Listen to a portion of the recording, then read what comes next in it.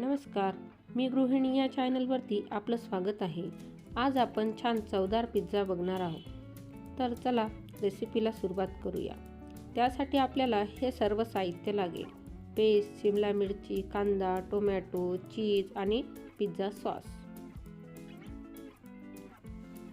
मी कढई गरम करून त्यामध्ये थोडं तेल टाकून घेतलेलं आहे। त्यामध्ये शिमला मिरची, कांदा आणि टोमॅटो गरम करून त्यामध्ये छान भाजून घ्यायचं आहे।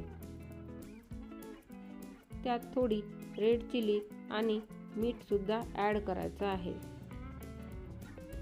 हे सर्व भाजून यासाठी घ्यायचं आहे की मुला पिझ्झावरील सर्व भाज्या काढून टाकतात। ह्या जर अशा प्रकारे शिजवल्या तर मुलं काढणार नाहीत। बेसवर आपण सर्व पिझ्झा सॉस व्यवस्थित पसरवून घेऊया। पिझ्झा सॉस पसरवल्यावर त्यामध्ये आपण शिजवलेल्या सर्व भाज्या टाकून घ्यायच्या आहेत आणि त्यावर थोडा कांदा आणि टोमॅटो सुद्धा ॲड करून घ्यायचा आहे। पिझ्झाचे बेसवर छोटे छोटे चीजचे तुकडे सुद्धा टाकून घ्यायचे आहे। त्यानंतर किसलेला चीज अशा प्रकारे संपूर्ण पसरवून घ्यायचा आहे।